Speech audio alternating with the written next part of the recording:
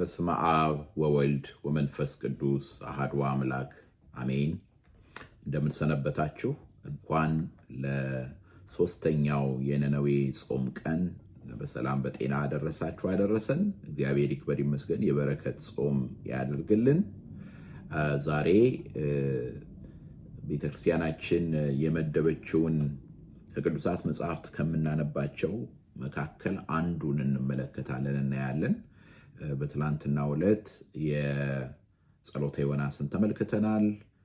በሰኞ ደግሞ እንደዚሁ ከማቴዎስ ወንጌል ምዕራፍ 12 ላይ ተመልክተናል። ከጾመ ነነዌ ጋር በተገናኘ ዛሬ ከምናነባቸው ቅዱሳት መጻሕፍት መካከል አንዱ የይሁዳ መልእክት ነው እና በይሁዳ መልእክት አንድ ምዕራፍ ብቻ ነው ያለው። ቁጥር 20 ላይ እንዲህ ይላል፣ እናንተ ግን ወዳጆች ሆይ ከሁሉ ይልቅ በተቀደሰ ሃይማኖታችሁ ራሳችሁን ለማነጽ እየተጋችሁ በመንፈስ ቅዱስም እየጸለያችሁ ወደ ዘላለም ሕይወት የሚወስደውን የጌታችንን የኢየሱስ ክርስቶስን ምሕረት ስትጠባበቁ በእግዚአብሔር ፍቅር ራሳችሁን ጠብቁ። አንዳንዶች ተከራካሪዎችንም ውቀሱ፣ አንዳንዶችንም ከእሳት ነጥቃችሁ አድኑ፣ አንዳንዶችንም በሥጋ የረከሰውን ልብስ እንኳ እየጠላችሁ በፍርሃት ማሩ። ሳትሰናከሉም እንዲጠብቃችሁ በክብሩም ፊት በደስታ ነውር የሌላችሁ አድርጎ እንዲያቆማችሁ ለሚችለው ብቻውን ለሆነ አምላክና መድኃኒታችን ከዘመን ሁሉ በፊት አሁንም እስከ ዘላለም ድረስ በጌታችን በኢየሱስ ክርስቶስ ክብርና ግርማ ኃይልም ስልጣንም ይሁን አሜን ይላል። እጅግ በጣም ጥልቅ የሆነ ምክር ነው። ይሁዳ ይህንን መልእክት የጻፈው በሃይማኖት ጸንተው እንዲቆሙ ለማሳሰብ ነው ለክርስቲያኖች የጻፈላቸው። መጀመሪያ ሊጽፍላቸው የነበረ ሌላ እንደነበረ ቁጥር 3 ላይ ይናገራል። ምን ይላል? ወዳጆች ሆይ ስለምንካፈለው ስለ መዳናችን ልጽፍላችሁ እጅግ ተግቼ ሳለሁ ለቅዱሳን አንድ ጊዜ ፈጽሞ ስለተሰጠ ሃይማኖት እንድትጋደሉ እየመከርኳችሁ እጽፍላችሁ ዘንድ ግድ ሆነብኝ ይላል። እና አንዱ በዚህ ዘመን ያለው ሚስኮንሰፕሽን፣ አንዱ ትልቁ ስህተት ምንድን ነው ካለን በቃ ማመን ማለት ዝም ብሎ የጭንቅላት ጂምናስቲክ አድርገው የሚያስቡ አሉ። ምዕራፍና ቁጥር ሰብስበው ስለያዙ ስለዛ ምዕራፍና ቁጥር ትክክለኛ አስተሳሰብ አለኝ ማለት ብቻ በራሱ ክርስትና መስሎ የሚታያቸው ብዙዎች ናቸው። ለዚህ ነው አሁን አብዛኛው ክርክር የምዕራፍና የቁጥር ክርክር ነው። ይሄ የት ቁጥር ላይ ነው ያለው፣ ይሄ የት ስፍራ ላይ ነው ያለው የሚል ነው። ነገር ግን አስተውላችሁ ከሆነ እዚህ ጋር ይሁዳ ምን ይለናል? ለቅዱሳን አንድ ጊዜ ፈጽሞ ስለተሰጠ ሃይማኖት፣ በየጊዜው ስለሚለዋወጥ፣ በየጊዜው ስለሚቀያየር፣ እንደ ዘመኑ ሁኔታ ምናመቻመቸው አይደለም የሚለው። አንድ ጊዜ ፈጽሞ ማለት ፍጹም ሆኖ ማለት በነቢያትና በሐዋርያት የተሰበከ በራሱ በወልደ እግዚአብሔር በኢየሱስ ክርስቶስ የተሰጠ ስለሆነ አንድ ጊዜ ፈጽሞ ስለተሰጠ ሃይማኖት ከዛስ እንድትጋደሉ። በነገራችን ላይ ይሄንን ሐዋርያው ቅዱስ ጳውሎስም በዚያ ዘመን እንዲሁም ገና ወደ ክርስትና ይገቡ ለነበሩትም ይነግራቸው የነበረው ይሄን ነው። በብዙ መከራ ወደ እግዚአብሔር መንግሥት መግባት አለን ማለት ተጋድሎ አለው ነው። ተጋድሎ አልባ የሆነ ክርስትናን ዛሬ የምትሰሙ ወንድሞች እህቶቼ ካላችሁ ገድል አልባ የሆነ ክርስትናን፣ መስቀል አልባ የሆነን ክርስትናን የሚነገራችሁ ከሆነ መሸሽ ነው ያለባችሁ።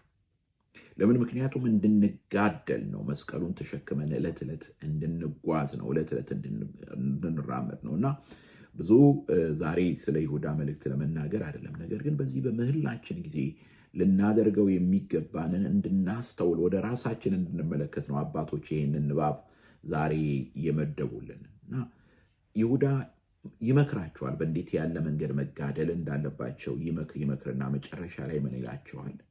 እናንተ ግን ወዳጆች ሆይ ከሁሉ ይልቅ በተቀደሰ ሃይማኖታችሁ ራሳችሁን ለማነጽ እየተጋችሁ። ይሄ በቀጥታ ቃሉ ወዲያው አይምሮዬን የወሰደው ወደ ኤፌሶን ላይ ነው። ሙሉ ሰው ወደ መሆን ማደግ ነው ክርስትና ማለት።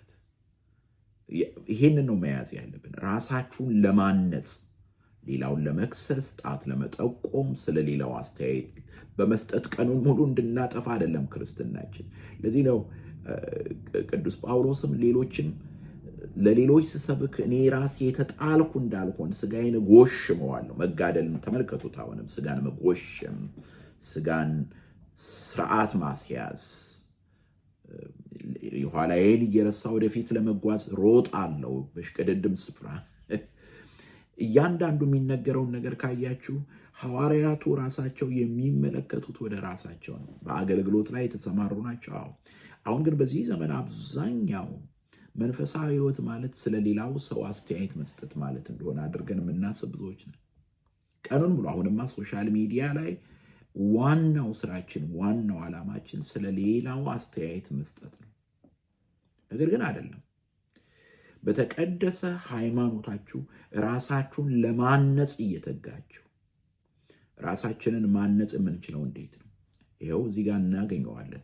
በመንፈስ ቅዱስ እየጸለያችሁ። በመንፈስ ቅዱስም እየጸለያችሁ ምን ማለት ነው? ይሄ በመንፈስ ቅዱስ መጸለይ ማለት በመንፈስ ቅዱስ መጸለይ ማለት በስሜት በኢሞሽን መናወጥ አይደለም፣ መናጥ አይደለም። በመንፈስ ቅዱስ መጸለይ ማለት የእግዚአብሔርን ፈቃድ፣ የእግዚአብሔርን ሐሳብ መንፈስ ቅዱስ ለእኔና ለእናንተ በሚገልጥልን በመንፈስ ቅዱስ መጸለይ ማለት ቃሉን እግዚአብሔር በሚገልጥልን መሰረት፣ ሐሳቡን በሚገልጥልን መሰረት በዚያ እየጸለያችሁ አንድ ወደ ዘላለም ሕይወት የሚወስደውን የጌታችንን የኢየሱስ ክርስቶስን ምሕረት ስትጠባበቁ፣ ያንን መጠባበቅ ወደ ዘላለም ሕይወት የሚወስደውን የጌታችንን የኢየሱስ ክርስቶስን ምሕረት ማለት ነው። የዘላለም ሕይወት በክርስቶስ ነው። ያን የክርስቶስን ምሕረት፣ የክርስቶስን ይቅርታ፣ የክርስቶስን ቸርነት ሙሉ በሙሉ የምናገኘው በክርስቶስ ዳግም ምጽአት ነው። ወንሴፎ ብለናል። ተስፋ የምናደርገው ያንን ነው። ሐዋርያው በዚያ በፊልጵስዩስ መልእክቱም ላይ እንደተናገረው እኛ ሀገራችን በሰማይ ነው። ስለዚህ ያንን ምሕረቱን እንጠባበቃለን። የክርስቶስን ዳግመኛ መገለጥ እንጠባበቃለን። ለምን? ለዘላለም ከእርሱ ጋር የምንኖርበት ሕይወት ስለሆነ፣ ከሁሉ የሚሻለው ሕይወት ያም ስለሆነ፣ ስለዚህ ወደ ዘላለም ሕይወት የሚወስደውን የጌታችንን የኢየሱስ ክርስቶስን ምሕረት ስትጠባበቁ በእግዚአብሔር ፍቅር ራሳችሁን ጠብቁ። በእግዚአብሔር ፍቅር ራሳችሁን ጠብቁ። ይታያችኋል እንዴት ከእግዚአብሔር ቃል፣ ከእግዚአብሔር ሐሳብ፣ ከሐዋርያቱ ትምህርት የራቀ ሕይወት በዚህ ዘመን የብዙዎችን ክርስቲያኖች ሕይወት ዶሚኔት እንዳደረገ። ራሳችሁን ተመልከቱት። ቃሉን ራሳችሁን ለማነጽ ራሳችሁን ጠብቁ። ራሳችሁን ለማነጽ ራሳችሁን ጠብቁ። በተቀደሰ ሃይማኖት ራሳችሁን ለማነጽ። ስለዚህ አወቅ ነው የምንለው ዶግማ እንበለው ቀኖና እንበለው ራሳችንን ለማነጽ ነው መሆን ማለት ነው። ይሄ ማነጽ ማለት ከሆነ ሰው ጋር ኮምፔር የምናደርግበት አይደለም፣ ወይም ደግሞ ቅድም እንዳልኩ ጣት የምንጠቋቁምበት አይደለም። ክርስቶስን ወደ መምሰል የምናድግበት ነው። እግዚአብሔርን ወደ መምሰል የምናድግበት ነው እና ያን ማድረግ የምንችለው በእግዚአብሔር ፍቅር ራሳችንን ስንጠብቅ ነው። ስድብ የሃይማኖት መገለጫ የሆነበት ዓለም ላይ ነው ያለን። በጣም በሚገርም ሁኔታ አሁንማ እንዲያውም ሰባኪያኑ ስለጀመሩት፣ ሰባኪዎቹ ማለት በፕሮቴስታንቱ ዓለምም በእኛም በኦርቶዶክስ ውስጥ ሰባኪያንን መምህራንን የሚሉ ጥቂቶች ያይደሉ ሰዎች ያን ስለጀመሩ አሁን ምዕመኑ ተሳዳቢ ሆኗል። ግራም ቀኝ ተሳዳቢ። በቃ ስድብ ከየት እንደሚመነጭም ራሱ አይገባኝም። በቃ ተሳዳቢ ነው ያለ። ልዩ ልዩ ስድብ ነው በየጊዜው የምንሰማው። ነገር ግን ራሳችንን የምንጠብቀው በዛ መንገድ አይደለም። በእግዚአብሔር ፍቅር ራሳችሁን ጠብቁ። በእግዚአብሔር ፍቅር። ያ የእግዚአብሔር ፍቅር ደግሞ የተገለጠው በመስቀሉ ላይ ነው። በክርስቶስ መስቀል ላይ በክርስቶስ ቤዛነት ተገልጦልናል። ራሱን አሳልፎ በመስጠት ራሱን ባዶ በማድረግ ራሱን ዝቅ በማድረግ የእግዚአብሔር ልጅ ያን አድርጓል። ስለ ጠላቶቹ በመጸለይ አባቶ የሚያደርጉትን አያውቁምና ይቅር በላቸው በማለት ስለዚህ ወደ ዘላለም ሕይወት የሚወስደውን የጌታችንን የኢየሱስ ክርስቶስን ምሕረት ስትጠባበቁ በእግዚአብሔር ፍቅር ራሳችሁን ጠብቁ። አንዳንዶች ተከራካሪዎችንም ውቀሱ፣ አንዳንዶችንም ከእሳት ነጥቃችሁ አድኑ፣ አንዳንዶችንም በሥጋ የረከሰውን ልብስ እንኳን እየጠላችሁ በፍርሃት ማሩ። ሁለት ነገር ይታያችኋል። ማለት መውቀስ ከማዳን ጋር፣ መሸሽ ከመማር ጋር። ማለት ስህተት እንኳን ማለት እጅግ በጣም የሚያስጸይፍ የሚያስነውር ኃጢአት ውስጥ እንኳን አንድ ወንድም ወድቆ ብናይ ከዛ ከኃጢአቱ ጋር አንተባበርም። ነገር ግን እየጠላችሁ በፍርሃት ማሩ። አስተውሉት። እግዚአብሔር ማስተዋልን ይስጠን። እየጠላችሁ በፍርሃት ማሩ። ስለዚህ ምን ማለት ነው? የኔና የእናንተ እምነት በክርስቶስ የተሰጠን እምነት በፍቅር የሚሰራ እምነት እና ይቺ 3 የጸሎት የጾም ቀናት ልታስተምረን የሚገባን ነገር ቢኖር ይሄ ነው። ራስን ዝቅ የማድረግ ነገር፣ በፍቅር የእግዚአብሔርን ፊት የመፈለግ ነገር እና ከዚያ እንዲህ ይላል፣ ሳትሰናከሉም እንዲጠብቃችሁ በክብሩን ፊት በደስታ ነውር የሌላችሁ አድርጎ እንዲያቆማችሁ ለሚችለው ብቻውን ለሆነ አምላክና መድኃኒታችን ከዘመን ሁሉ በፊት አሁንም እስከ ዘላለም ድረስ በጌታችን በኢየሱስ ክርስቶስ ክብርና ግርማ ኃይልም ስልጣንም ይሁን፣ አሜን።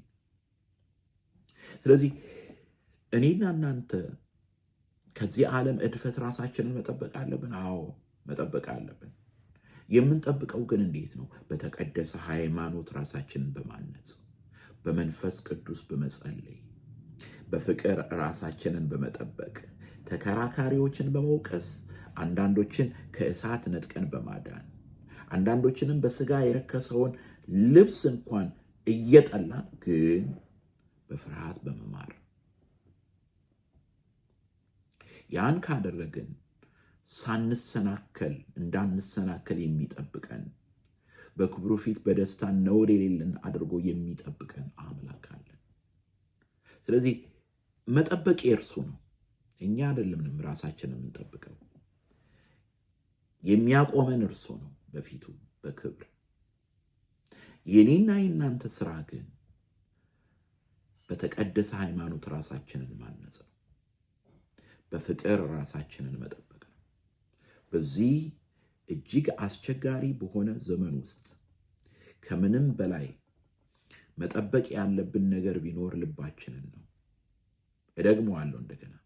ይሄ በነገራችን ላይ ለሰባኪያንም ነው፣ ለአገልጋዮችም ነው፣ ለጳጳሳት፣ ለቀሳውስት፣ ለዲያቆናት በዚህ ዘመን። ለምን? ምክንያቱም ብዙ ሰዎች ከመስመር እየወደቁ ስለሆነ፣ ከሃይማኖት ውጪ እየሆኑ ስለሆነ በዚህ ዘመን ከምንም በላይ መጠበቅ ያለብን ነገር ቢኖር ምዕራፍና ቁጥር አይደለም፣ ልባችንን ነው። ያን ካላደረግን በተቀደሰችው ሃይማኖት ውስጥ መጋደል አንችልም፣ ራሳችንን ማነጽ አንችልም። በእግዚአብሔር ፍቅር ራሳችሁን ጠብቁ። በድጋሚ እንኳን አደረሳችሁ። እግዚአብሔር አምላክ ይህንን ጾም በእውነት የበረከት ጾም ያደርግልን፣ ሀገራችንንም በምሕረቱ ያስብልን፣ ለመላው ዓለምም ደግሞ ሳይልን ምሕረትን ይዘዝልን። አሜን።